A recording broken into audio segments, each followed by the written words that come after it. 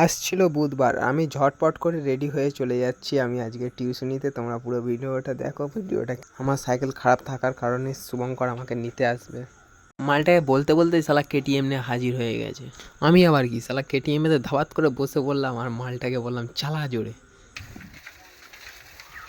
আর driver তো পুরো একদম জোশে জোশে একদম পুরো 300-তে তুলে দিয়েছিল গাড়ি।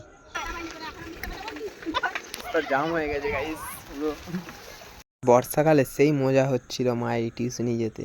শুভঙ্করের কেটিএমটা নিয়ে আমরা তখন চলে গিয়েছিলাম এই ব্রিজের ওপরে, আর ও ব্রিজটাকে নিয়ে পার করে নিল, কেন ওখানে প্রচুর হারে নদীতে জল জমেছিল তো, যার জন্য যদি পড়ে যেতাম। আর আমরা আমাদের টিউশনের ধারে চলে এসেছিলাম প্রায়। চলো গাইস দেখা যাক কারা কারা।